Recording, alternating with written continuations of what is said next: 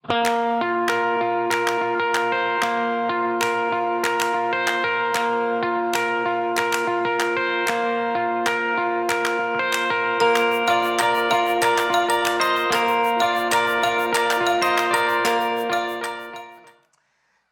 mañana vamos a continuar en la historia de José, una historia que hemos explicado durante mucho tiempo. Voy a tener que ir diciendo una a una las diapositivas porque hoy estamos en internet. El 16 de abril del 2019 ocurrió una tragedia que muchos de ustedes conocen o que vieron acerca de, ahí en la Catedral de Notre Dame, este hito cultural del mundo, esta obra maestra, cayó bajo un voraz incendio. Yo quisiera pasar un video de 1 minuto y medio por ahí y quisiera que usted pusiera atención a lo que ahí se dice y quisiera que pusiera atención a las ideas y a las palabras para después continuar con esta enseñanza. Hermanos, el video, por favor. Notre Dame vuelve a estar en pie. El marco del edificio ya fue estabilizado. Ahora comienza la reconstrucción, 3 años después de que ardiera en llamas. Desde cirujanos de árboles hasta pintores, múltiples artesanos de toda Francia están usando sus habilidades para restaurar la catedral y devolverle su antigua gloria. Las obras datan de los siglos XVII y XVIII, aunque al principio no estaba claro si los monumentos al óleo sobre lienzo podrían sobrevivir al incendio. Restaurar los cuadros es una mezcla de barniz con un poco de repintado. Algunas de las pinturas han quedado muy oscuras por las llamas. Al principio pensé que no podían ser restauradas, pero no fue así. De hecho, están libres de los contaminantes del incendio. La restauración de las pinturas llevará 2 años, tiempo exacto para la reapertura de la catedral. En el resto de Francia se están talando árboles antiguos en los bosques de todo el país. La madera se utilizará para reconstruir la aguja de Notre Dame, que se diseñará tal y como se hizo originalmente en el siglo XIX, lo que significa que se necesitarán 1000 robles. Y la catedral también va a recuperar su voz. Los 8000 tubos del gran órgano se están limpiando, mientras los artesanos perfeccionan la reconstrucción de su interior. Se trata de la experiencia. Para nosotros es imponente. Se han prometido unos 845 millones de euros de donantes privados y empresariales para la restauración de Notre Dame, que debe terminar a tiempo para su primer servicio completo, previsto para el 16 de abril de 2024. La palabra clave que subyace en este video. ¿Cuál es el tema del video? Palabras, nada más. ¿Alguien?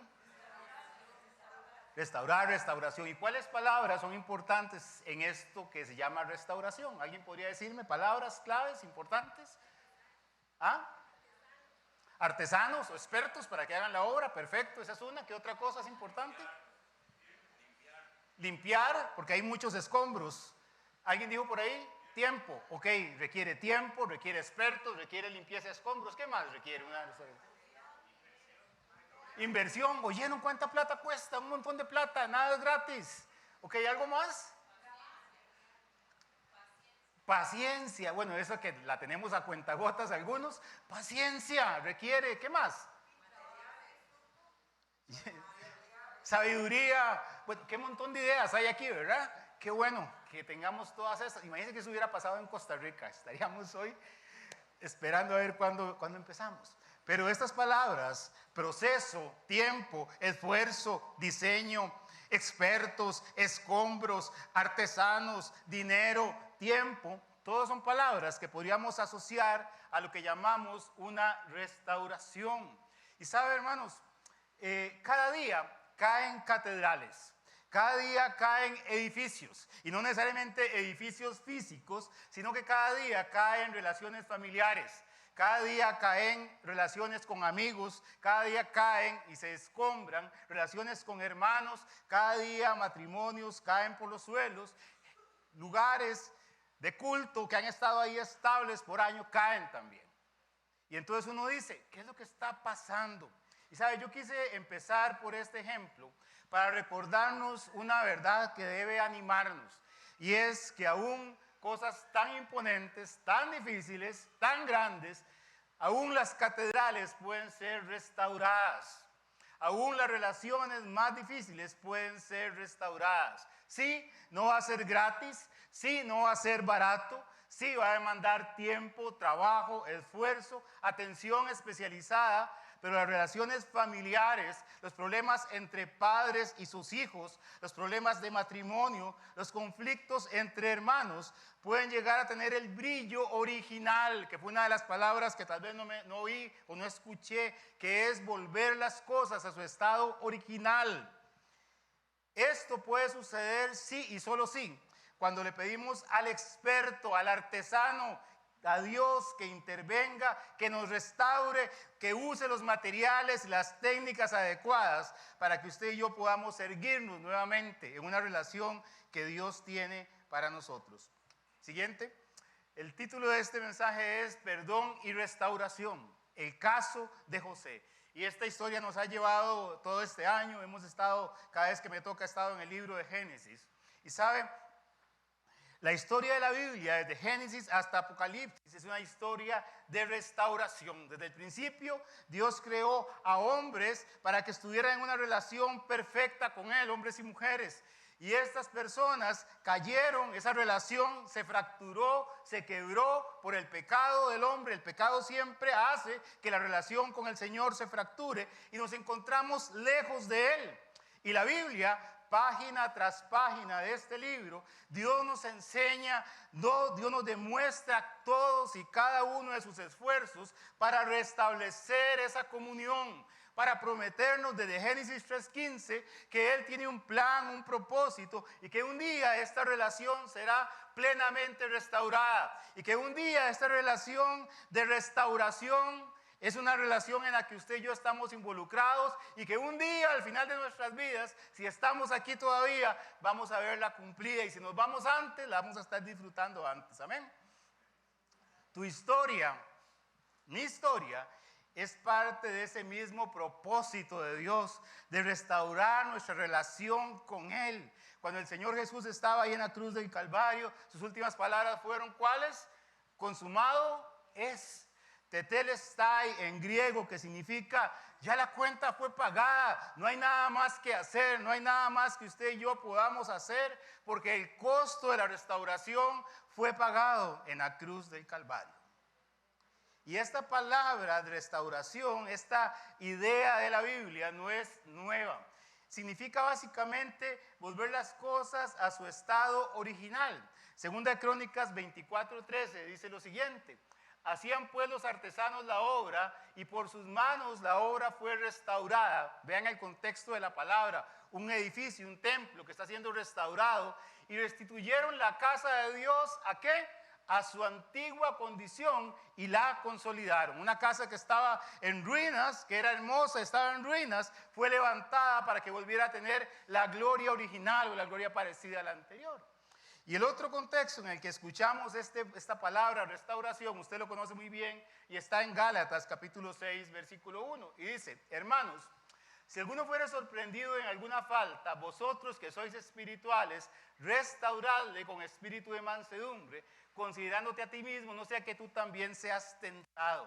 Esta palabra que aparece ahí en rojo, que es restaurado, es la palabra griega catartisis, de donde nosotros tomamos la palabra español catarsis, como la catarsis que hice yo esta semana de no ver ningún noticiero deportivo ni nada, ¿verdad? Que eran noticias ahí de quién había quedado campeón. Ok, gracias, Dani. Aquí me están poniendo las presentaciones mucho mejor. Ok, perfecto. Sí, perdón, esa era la catarsis que yo hice esta semana. Pero básicamente, ¿sabe qué significa catarsis? Es eso que está ahí. Es un ajuste para corregir una dislocación.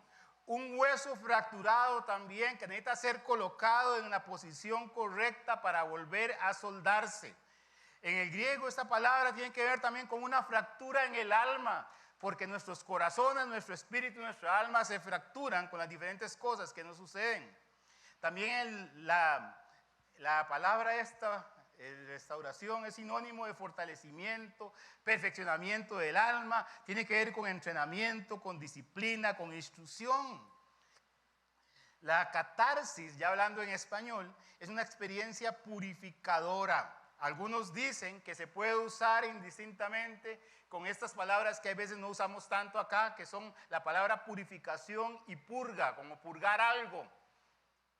son sinónimos para hablar de la limpieza, de la liberación, del recogimiento de escombros para que las cosas funcionen. Y sabe, usted y yo, cada uno de nosotros tenemos que tratar día con día con personas porque vivimos interrelacionados. Dios nos hizo de esa manera. Y esas relaciones, esas interacciones entre usted y la gente que le rodea pueden ser muy gratificantes, muy satisfactorias, pueden traerle a usted el mayor gozo de su vida, pero también muchas veces pueden traerle un corazón lastimado.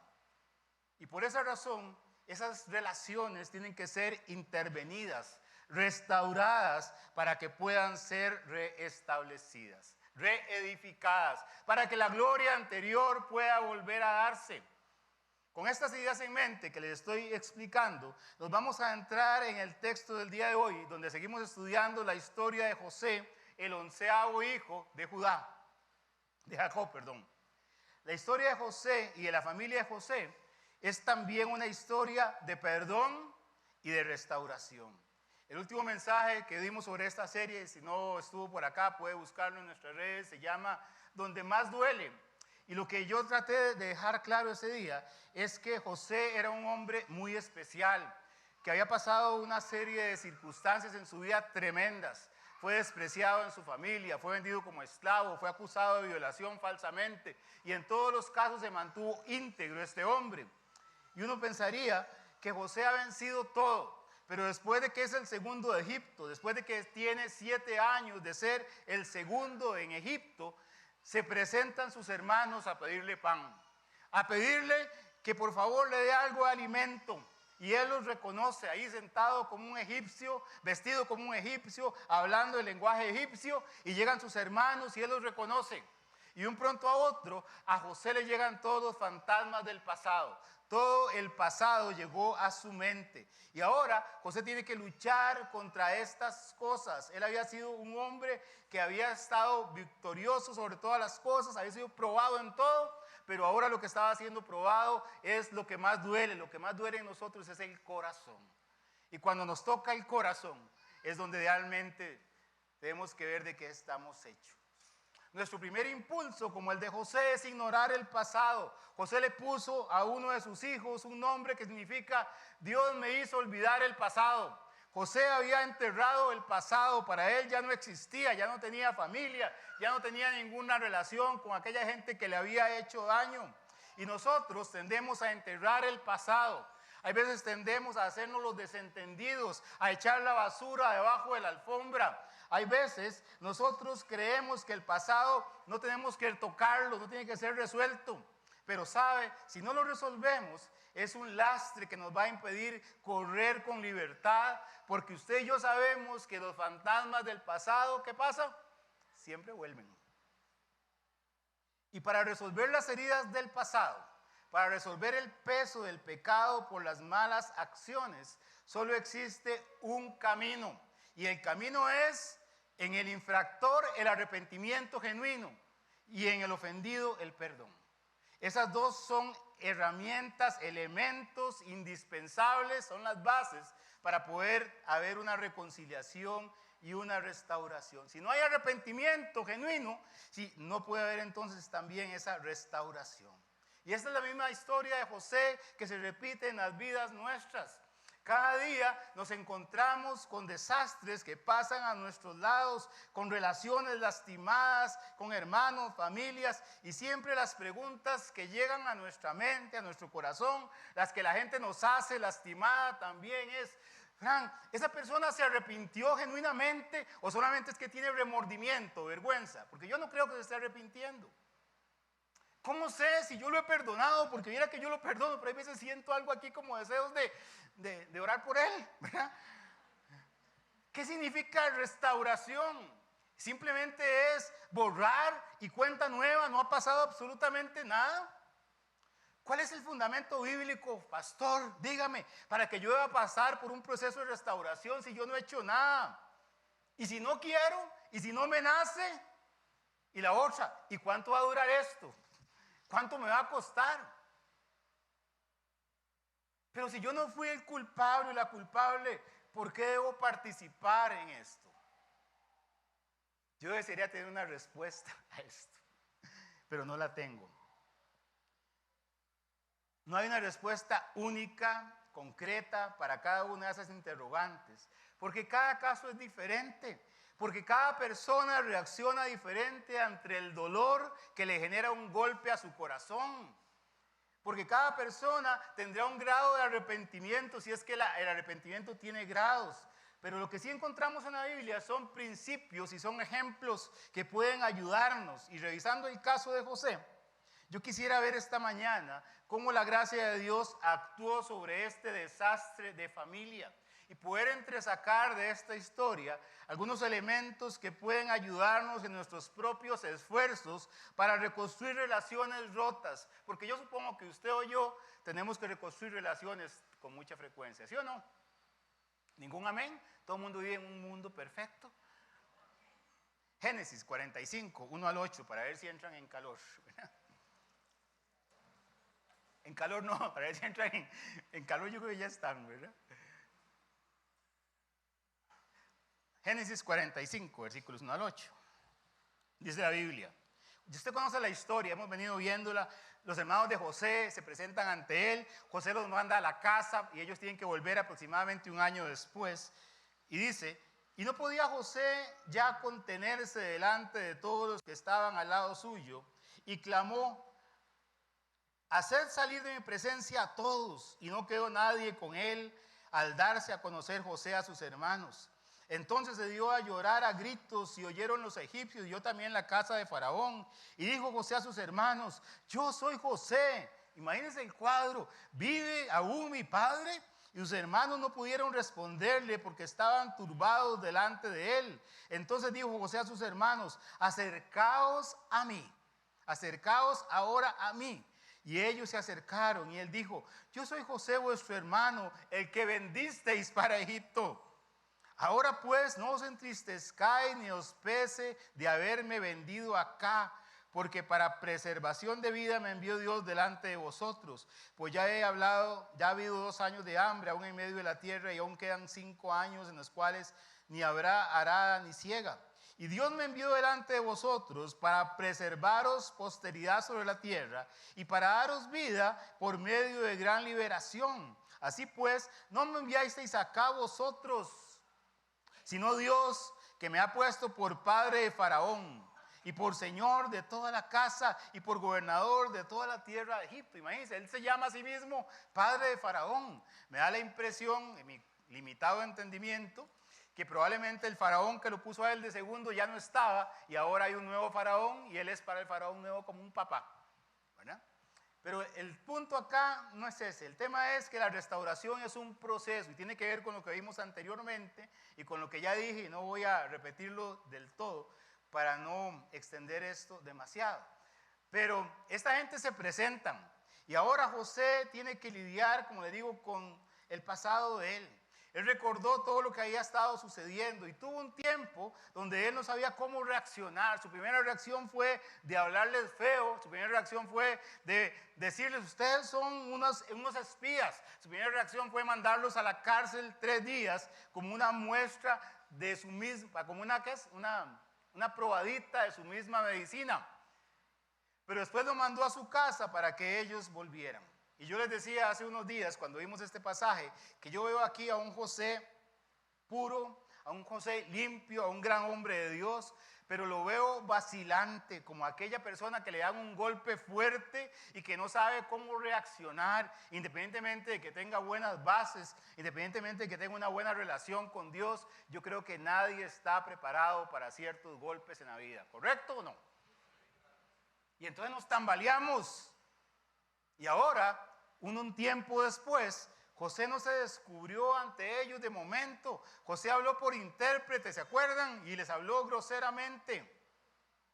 Pero por otro lado, hablando de proceso, José necesitaba procesar sus emociones. Necesitaba saber cómo habían cambiado sus hermanos, si eran los mismos rufianes de antes. Necesitaba también entender y pedirle a Dios dirección. Señor, ¿qué hago? ¿Los mato o no los mato? ¿Los meto en la cárcel o no los meto en la cárcel? Me hicieron todo este daño y por eso yo estoy aquí. Señor, ¿qué hago? Eso no está en la Biblia, pero yo supongo que fueron las preguntas que José se hacía.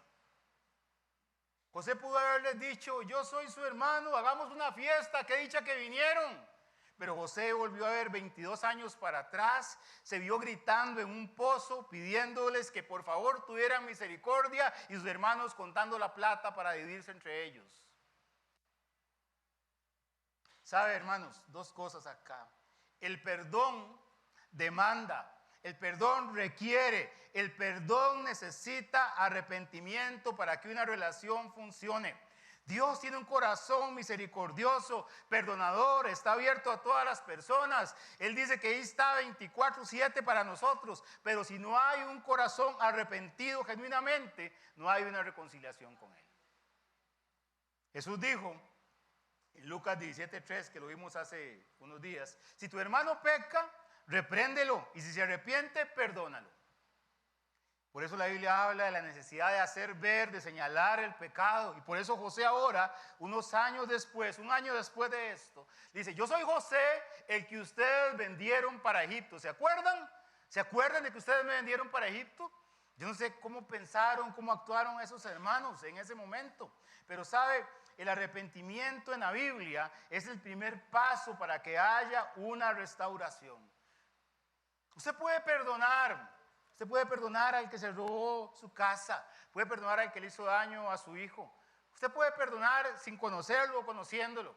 Eso puede pasar, pero no puede haber una restauración, una relación, si no hay un genuino arrepentimiento del infractor. Y arrepentimiento es un cambio completo, irreversible de mente y de corazón. Arrepentimiento es reconocer nuestro pecado, que es una ofensa para Dios y una ofensa para la persona a la que hemos lastimado. Es un giro del corazón de nuestro ego hacia Dios. Arrepentirse es quemar las naves. Arrepentirse es cortar caminos, dejar prácticas relacionadas con nuestro pecado. Y por eso José necesitaba saber en ese proceso dónde estaba el corazón de sus hermanos, si seguían siendo esos mismos malhechores de antes.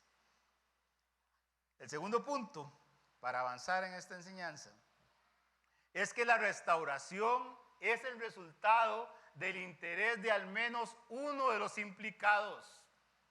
¿Sabe? Los hermanos de José no estaban interesados en restaurar. Ni sabían, ellos tenían un peso de conciencia, pero no sabían que estaban delante de José.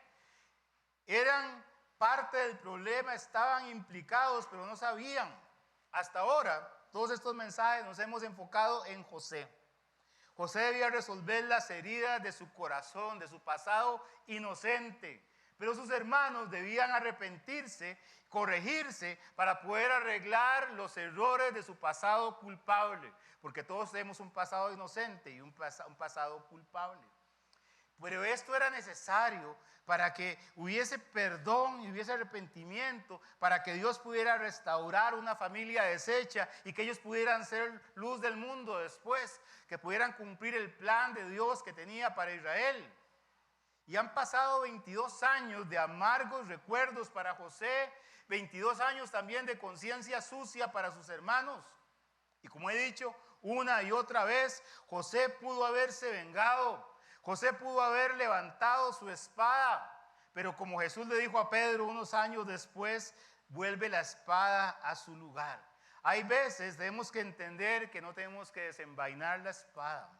José también pudo desenvainar la espada, pudo disimular, pudo hacerse el ruso como dijimos la vez pasada, pero José prefirió enfrentar y perdonar. Y las palabras de José hacia ellos es, yo soy José, vuestro hermano, el que vendisteis para Egipto. ¿Se imagina usted después de haber pasado este episodio? ¿Cómo podían sentirse esos hermanos ahí arrodillados delante de aquel señorón y que ahora se den cuenta de que ese señorón que tenía el poder sobre su vida era el hermano al que ellos habían vendido, al que habían querido matar, pero por la intervención divina no fue así? Ahora ellos estaban ahí, probablemente muertos de miedo, temblando, y ellos no querían acercarse a él. Dice la Biblia que sus hermanos no pudieron responderle porque estaban turbados delante de él. Y sabe, así es la culpa de la persona ofensora. No puede acercarse porque tiene una conciencia culpable, porque tiene que entender que hay un espacio que tiene que ser abierto por el perdón. Pero qué lindas las palabras de José cuando él dice, acercaos a mí. ¿Se imagina? Tenía todo el poder para poder hacer de ellos lo que quisiera. José les dice, hermanos, vengan, acérquense a mí. Y yo estaba pensando que así opera el perdón en el ofendido. José les dijo, no se entristezcan, hermanos. ¿Saben? El perdón, ese primer paso, abre el espacio necesario para que esa relación pueda caminar. El perdón produce ánimo en el ofensor para que pueda acercarse, para que pueda empezar ese proceso.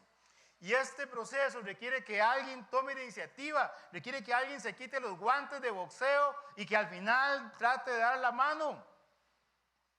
Y como les digo, eso es lo que sucede en el plano espiritual, porque usted y yo teníamos una relación rota con Dios y para acercarnos a Dios, el justo, ¿verdad? Que es Dios, a través de Jesucristo vino por los injustos, dice la Biblia, ¿para qué? Para acercarnos a Dios. El Señor vino, Él no tenía que hacerlo, Él no era el culpable de la ruptura, Él era el ofendido, pero Él decidió dar el primer paso, venir a ofrecerse por nosotros para que nosotros pudiéramos tener acceso a Él. Por eso cuando Hebreos dice, acercaos a Dios, realmente es un beneficio. Creo que Juan lo decía un día de esos en casa de oración. Es un privilegio, es un deber, porque al final tenemos ese camino abierto por el Señor. Jesús dice, venid a mí. Porque al final nosotros no queremos ir, ya sea porque no nos gusta o porque nos sentimos culpables. Pero el Señor no nos ve como culpables, sino que no está con los brazos abiertos, dispuesto a perdonarnos. ¿Y qué dice la Biblia? En 2 de Corintios. Y esto proviene de Dios, que nos reconcilió consigo mismo por Cristo, nos dio el ministerio de la reconciliación a nosotros los cristianos. Que Dios estaba en Cristo reconciliando consigo al mundo, no tomándole en cuenta a los hombres sus pecados, y nos encargó, ¿a quiénes? A nosotros. ¿Quiénes somos nosotros? La iglesia. ¿Quiénes somos la iglesia? Usted y yo. ¿Qué nos encargó Dios a nosotros? La palabra de la reconciliación. Dios ya pagó el precio. Usted y yo tenemos que tener la palabra de reconciliación para que las personas puedan llegar al Señor. Ese es el plan de Dios. Nosotros los creyentes tenemos el llamado, la comisión de decirle a los demás, la oferta de la reconciliación está abierta. Me encanta el punto número 3, y es que la restauración ocurre en la intimidad de los implicados. José estaba ahí, estaban todos sus sirvientes, los escribas, estaba toda la gente del gobierno, y él les dijo, salgan, déjenme a solas con mis hermanos. Yo quiero tratar este tema con ellos. No digo con los hermanos porque no sabía todavía. Salgan todos menos ustedes, quédense aquí. ¿Sabe? José quiso enfrentarse con sus hermanos cara, a solas. No resolvió sus problemas en las redes sociales. No lo llevó a los tribunales. No expuso a sus ofensores en una plaza pública. No los quemó en el barrio. No los quemó en la iglesia. ¿Dónde fue José a resolver el problema con sus hermanos? A solas entre ellos. Ahí estuvo. Jesús más adelante nos enseñó en Mateo 18:15 que si tu hermano pega contra ti, ve y repréndele. ¿Quién? Estando tú y él solos. Y te oyere ganado tu hermano. José estaba cumpliendo esto que casi 3000 años antes. Ahí en la intimidad con los implicados. Ahí está José con sus hermanos que no sabían ni lo que estaba pasando. Y en ese momento los sentimientos de José afloran. La olla de presión estalla. José explota llorando a gritos. Estaban las puertas del palacio cerradas, pero los egipcios escuchaban a José llorando. No sabían qué era lo que estaba pasando. ¿Sabe por qué? Porque la restauración toca nuestros sentimientos y toca nuestras emociones. No es un tema solo intelectual, no es un tema solamente académico, no es un tema que usted puede poner ahí en un papel. Yo te perdono, yo te amo, restaurémonos. Es algo que tiene que ver con nuestras emociones. Dios nos hizo a nosotros con un corazón, puso en nosotros sentimientos, puso emociones y no son malas, están ahí porque son las válvulas de escape que Dios puso para que usted y yo pudiéramos vivir en esta tierra. José lloró a gritos. Y yo digo acá que para que haya un auténtico perdón, también debe haber un auténtico quebrantamiento del corazón. Y esas lágrimas de José no son de rabia, esas lágrimas de José no son de ira, esas lágrimas de José son de sanidad en su corazón, son lágrimas de perdón. Es importante hacer notar acá que pese a todos esos gritos de José, a todo ese desahogo, José no tuvo reproches a sus hermanos, no les gritó, ¿por qué me hicieron esto? No los acusó, no los golpeó. ¿Sabe por qué? Porque José entendió que el amor prevalece sobre los deseos de venganza y los deseos de autojusticia. Restaurar la relación familiar era un fin superior que estaba por encima de los reclamos de justicia de José. No era tan importante quién tenía la razón, lo importante era que podían restaurar la relación y que José sentía la carga por eso. Por eso, hermanos, lo más importante en cualquier proceso para mejorar, para restaurar relaciones, en este proceso donde el amor vence, es que el amor de Dios esté presente. Por eso la Biblia dice que el amor es sufrido. ¿Puede leerlo conmigo? Se lo sabe de memoria, pero no importa, leámoslo. El amor es sufrido, es benigno, el amor no tiene envidia, el amor no es jactancioso, el amor no se envanece, el amor no hace nada indebido, el amor no busca lo suyo, no se irrita y no guarda rencor. Por supuesto que ese es el amor de Dios, pero este es el amor de Dios, que es el amor después del amor. Este es el amor que duele, es el amor que vale, es el amor que no está esperando nada a cambio. Por eso es el amor de Dios al cual usted y yo debemos aspirar. El amor de Dios, el amor como el que tenía José a sus hermanos, es un amor que no está pensando, ay, ojalá que le duela más que a mí, sino que José encomendó su causa al Señor. José reconoció que Dios tenía propósitos superiores, como ya leímos aquí. No les pese haberme traído aquí, porque no fueron ustedes en realidad. Dios usó todas las cosas para preservación de vida de ustedes y de nuestra, y de nuestro papá, de nuestra familia. Dios nos va a prosperar aquí. José entendió que se trataba de Él y no de nosotros. Hay veces creemos que todo lo que sucede en nuestras vidas se trata de nosotros, como siempre digo, en medio de este calor, que hay veces creemos que somos el centro del universo, que el foco está sobre nosotros, que todo gira alrededor, pero hay un Dios soberano que gobierna sobre los cielos y la tierra, que tiene planes superiores y que usted y yo estamos en ese engranaje nada más. Lo que le tocaba a José en medio de todo este desastre que pasó era ser fiel, ser íntegro para con Dios, tener un corazón en sintonía con el Señor y que Él lo pusiera donde quisiera. El domingo anterior Juan Galdames, el hermano Juan Galdames, estuvo predicando acá y predicó acerca de un corazón en circunstancias difíciles. El agua, y él puso 3 ejemplos, el agua se calentaba y hervía y si echabas una zanahoria, la zanahoria se ponía suave.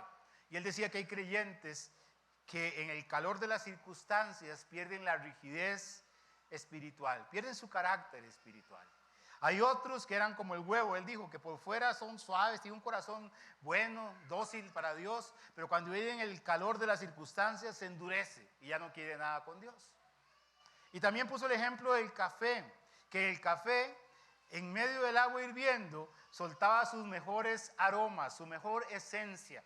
Y no solamente la soltaba, sino que transformaba el agua en algo especial. Pues hermanos, así debemos actuar nosotros en nuestras circunstancias. Hay veces reaccionamos. Hermano, hermana, no conozco su vida, ni usted la mía, por dicha. No sé cuáles son las circunstancias que han golpeado su corazón. No sé cuál ha sido la forma en la que usted ha reaccionado ante las injusticias, los engaños, la traición, el dolor que te ha producido. Pero esta mañana yo te animo a pensar como José. Te animo a pensar y a actuar como José, encomendando al Señor el que juzga todas las cosas, siguiendo adelante y luchando por tener un corazón sensible a los propósitos de Dios. No para que te eximan de las pruebas, sino para que ese sentido de propósito que hay en tu vida te dé confianza para caminar en medio del horno encendido.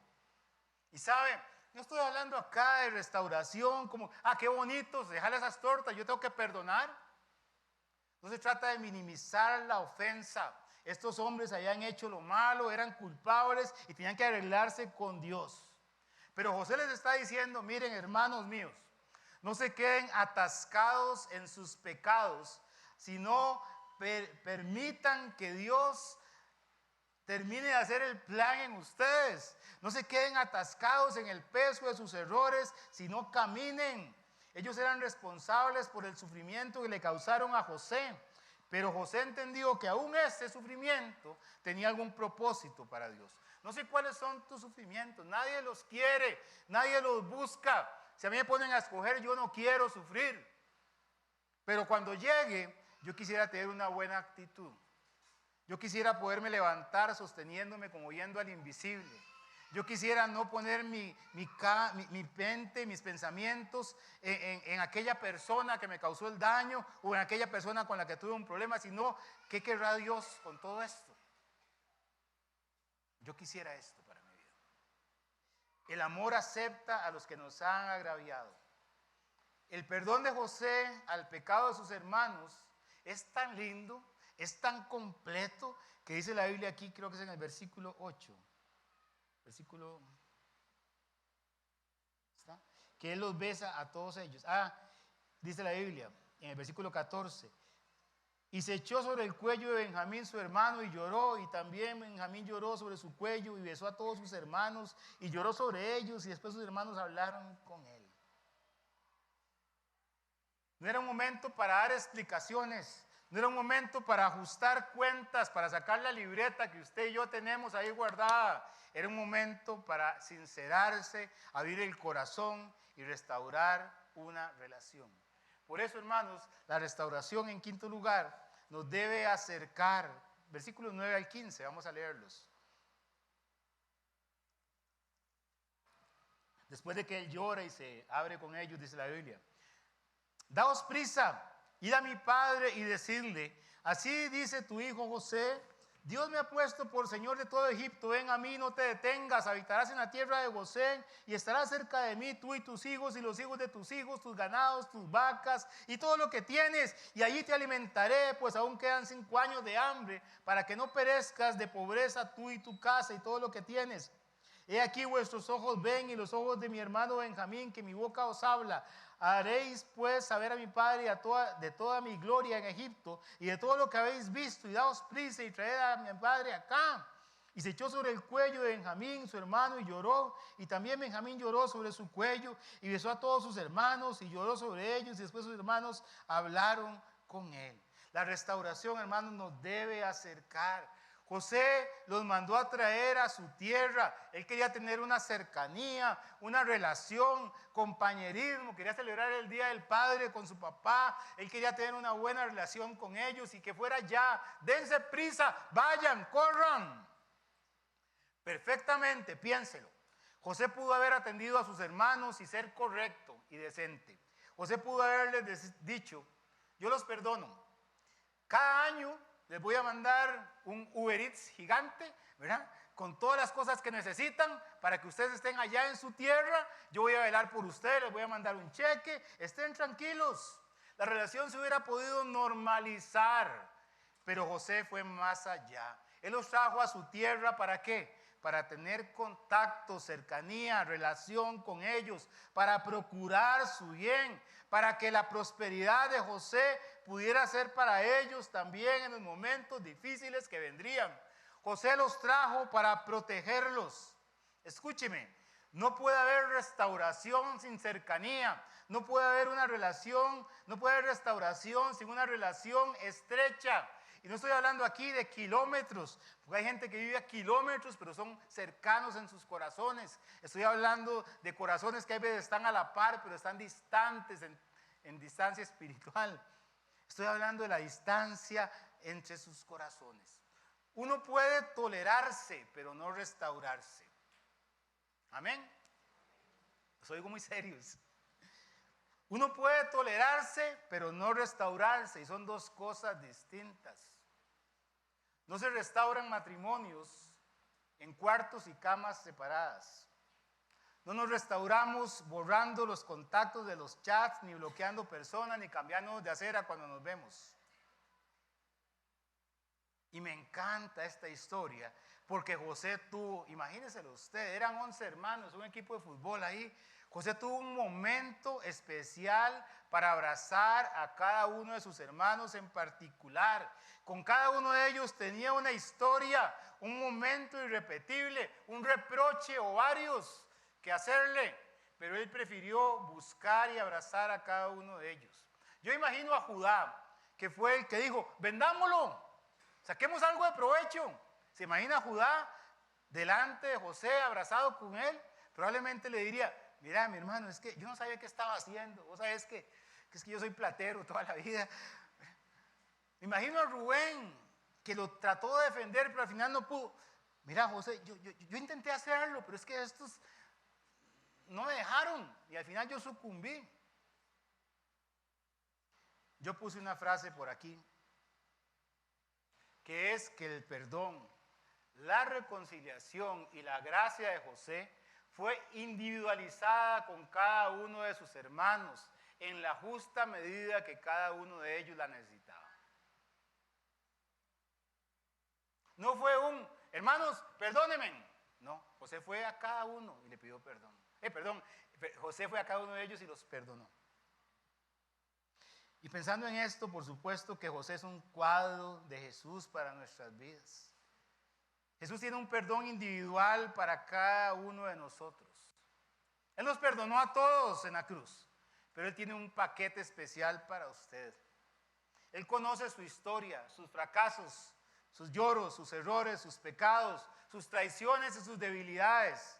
Y aún así, nuestro Señor no se avergüenza de llamarnos hermanos. Él tiene un abrazo especial para cada uno de nosotros. Amén. Cuando hay perdón y hay una genuina restauración, la escasez se vuelve en abundancia. Vea lo que dicen los versículos 21 al 33 de Génesis 45. Y lo hicieron así los hijos de Israel, y les dio José carros conforme a la orden de Faraón, les suministró víveres para el camino. A cada uno de todos ellos le dio mudas de vestidos, y a Benjamín le dio 300 piezas de plata y 5 mudas de vestidos. ¿Se imagina lo que es eso? A cada uno le dio, en términos modernos, no sé, un Ferrari, les dio un closet completo, les dio, no sé, un montón de dinero. Y yo estaba pensando en esta historia, que esta abundancia que sus hermanos tienen, porque habían llegado en escasez, muertos de hambre, y habían llegado a ser humillados por su pecado, este final de cuentos es el resultado de un corazón que perdonó la falta cometida. Ya no hay rencor, sino que hay abundancia de gracia. José, por ser dueño de Egipto, invitó a toda la familia a vivir en lo mejor de las tierras, aunque todavía faltaban 5 años de hambre. ¿Qué le quiero decir a usted y qué me quiero decir yo mismo? Uno puede escoger entre vivir entre la amargura, el rencor y la escasez de un corazón duro sin perdonar y en un corazón de no arrepentido para mejorar una relación, o puede vivir de la abundancia, de la gracia y del perdón de Dios y vivir en una relación restaurada. Usted puede vivir amargado toda la vida o puede vivir en abundancia del amor de Dios. En el versículo 16 y 17 hay una lección que también aprendí. Porque José había tratado este problema familiar a solas con sus hermanos. Cerró las puertas y se entendió con ellos. Pero qué lindo lo que dice el versículo 16 y 17. Y se oyó la noticia en la casa de Faraón, diciendo, los hermanos de José han venido, y esto que dice la Biblia agradó en los ojos de Faraón y de sus siervos. Y dijo Faraón a José, di a tus hermanos, haced esto, cargad vuestras bestias y volver a la tierra de Canaán. ¿Sabe? Eso me enseña a mí que usted y yo debemos alegrarnos con la gente que se reconcilia. Usted y yo debemos estar alegres y felices porque la gente se salva y se reconcilia con el Señor, porque las familias pueden levantarse, porque los hermanos pueden tener relaciones adecuadas. Hoy en este mundo que vivimos nos enfocamos en señalar, criticar, juzgar a las personas, meternos en lo que no nos importa, señalar a los que están en conflictos. Es que seguramente esa persona tal cosa. Yo era que tenía dudas de esa persona. Usted y yo estamos acá para colaborar en la edificación de otros. Usted y yo lastimosamente vivimos en un mundo donde la gente celebra los pleitos, la venganza, el odio, el rencor, y donde el amor y la misericordia y el perdón son vistas como señales de debilidad. Pero usted y yo no tenemos a ese Dios. Tenemos que ser en este caso como Faraón. Punto número 6 y penúltimo. Las relaciones restauradas requieren un cuidado permanente. Qué interesante. Cuando José le dice a sus hermanos en el versículo, ¿dónde está? Versículo 24. Les da un montón de cosas. Les da el Ferrari, les da la caravana de camellos. Y dice, y despidió a sus hermanos y ellos se fueron. Y él les dijo, ¿qué les dijo José? No riñáis por el camino. Seguro los conocía muy bien, ¿verdad? José les pidió que no pelearan. ¿Sabe? Las relaciones restauradas son frágiles. Siempre son frágiles las relaciones, pero más las restauradas. Probablemente usted tiene algún jarrón en su casa que se le quebró y se consiguió un poquito de goma loca o de no sé qué más y la pegó, ¿verdad? Y usted está ahí cada vez que limpia, si es que limpia, ¿verdad? Pasa y la trata con cuidado porque no quiere que esa pieza se quiebre. Hermanos, amigos, hay que dejar prácticas y costumbres. No cabe duda que los hermanos de José tenían malas costumbres, malas relaciones entre ellos. Y que ahora que no estaba José, ahora que no estaba el papá espiritual de ellos, José les dice, mire, cuiden sus corazones, no dejen que los conflictos destruyan sus relaciones. Llevarnos bien, y ya que estoy aterrizando la enseñanza, llevarnos bien entre nosotros, llevarnos bien en todas las áreas de nuestra vida, es un propósito superior para mantener la paz de la mente y del espíritu. Muchas veces nos ocupamos de hacer cambios, eliminar costumbres pecaminosas, dejar de ser contenciosos, peleones y buscar la paz. La Biblia dice que eso es nuestro deber. La Biblia dice en Romanos que si es posible, en cuanto dependa de vosotros, ¿qué dice la Biblia?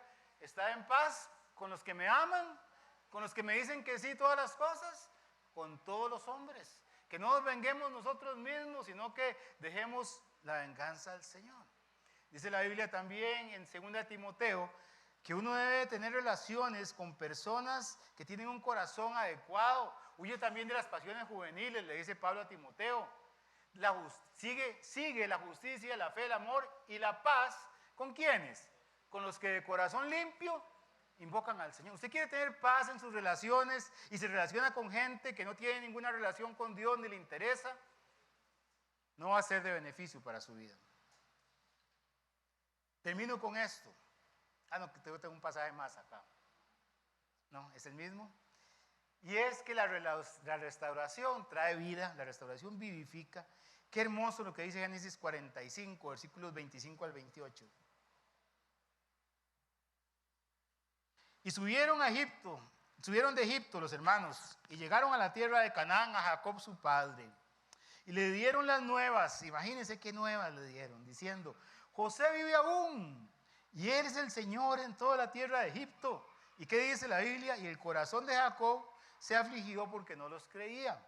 Versículo 27, y ellos le contaron todas las palabras de José que les había hablado, y viendo Jacob los carros que José enviaba para llevarlo, su espíritu, ¿qué dice? Revivió. Entonces dijo Israel, basta, José mi hijo vive todavía, iré y le veré antes de que yo muera. Hermanos, la relación, la reconciliación, la restauración trae vida. Yo no puedo ni imaginar la escena. Ese corazón de Jacob cuando le dieron las buenas nuevas. Han pasado 22 años, él creía que estaba muerto su hijo. Sus hermanos le habían dicho, papá, nuestro hijo, nuestro hermano menor falleció. Aquí está la túnica de colores. Y ese hombre murió en vida 22 años antes. Y ahora su espíritu vivifica. Es interesante que Jacob revivió. Y hasta aquí toda la historia de José, Jacob es llamado Jacob. Pero cuando Jacob revive, la Biblia lo llama ¿cómo? Israel. Israel es el príncipe con Dios que venció. Dios está dispuesto a cambiarnos. Dios está dispuesto a darnos vida. Jacob ya no es el suplantador, ahora es el que venció. Yo aquí tengo el selfie que me prestaron la familia de José y sus hermanos cuando se restauraba su relación. Ahí están todos felices.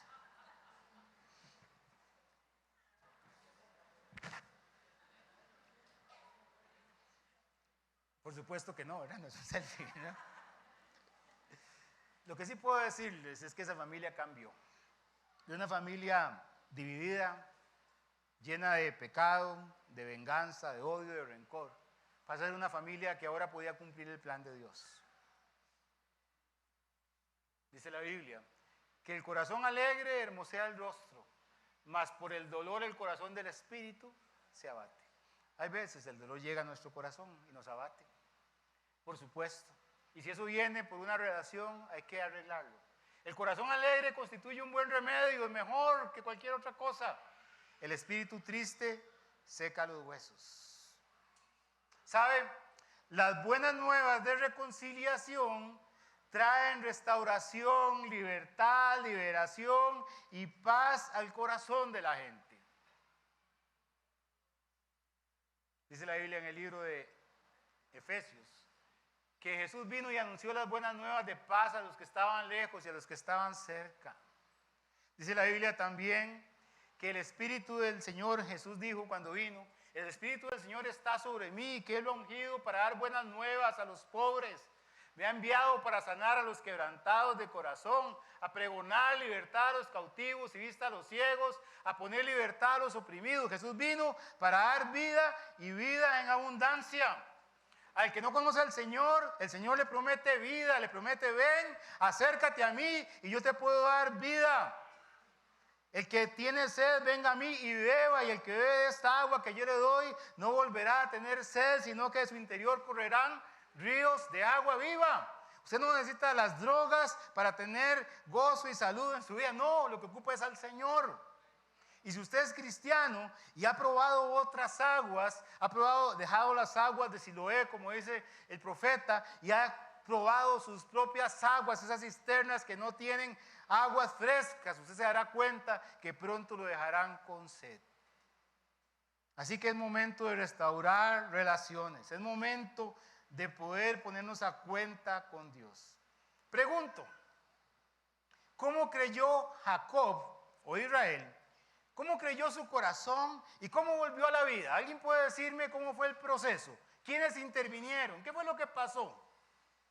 ¿Cómo fue que Jacob fue vivificado? Es una pregunta. Alguien que me cuente. Viendo ahí están en la Biblia. ¿Cómo fue? ¿Cómo fue? Muy profunda la pregunta. Fue porque unos pecadores perdonados le contaron que José estaba vivo. Y porque Jacob vio los carros, el testimonio de una vida perdonada. ¿No es lo mismo de nosotros? ¿No somos nosotros pecadores perdonados que tenemos que irle a contar a otros que nuestro Dios está vivo? Pero además de contárselo y la gente dice, no, yo no creo en eso. Entonces aquí están los carros, aquí está mi testimonio, yo era así y el Señor me cambió. El estilo de vida que tengo ahora es porque Dios me transformó. La palabra y el testimonio para poder testificar del Señor. Yo termino con este pasaje. La misericordia y la verdad se encontraron, la justicia y la paz se besaron, dice el Salmo. Allí, en ese palacio de Faraón, con José y sus hermanos, la verdad era que lo habían vendido, la verdad era que lo habían lastimado, pero ahí estaba la misericordia. La justicia era que se merecían la muerte, la justicia era que ellos no podían acercarse a su hermano, pero el Señor José les dio paz y pudieron tener una relación y se besaron. ¿No quisiera usted decirle al Señor, oh Jehová Dios de los ejércitos, restáuranos? Haz resplandecer tu rostro y seremos salvos. Vamos a orar. Así como están en actitud de oración, esta mañana he hablado de restauración. He hablado de que las cosas Dios las puede restaurar, sus relaciones. La principal necesidad que tenemos las personas es reconciliarnos con Dios. Y el Señor pagó el precio para que usted y yo nos reconciliemos. Esta mañana yo quisiera decirle, preguntarle, si hay alguna persona esta mañana que nunca se ha reconciliado con Dios, que no está en paz con Él, que nunca ha obtenido el perdón con Él, y que esta mañana dice, Fran, yo quiero pedirle al Señor que entre a mi corazón, que me perdone, que restaure mi relación con Él. Yo quiero tener una relación personal, quiero sentirme perdonado, perdonada de mis faltas. Levante su mano y vamos a orar por usted. Alguien que quiera orar por esto. Alguien que quiera orar para que el Señor entre en su corazón, le perdone y le restaure.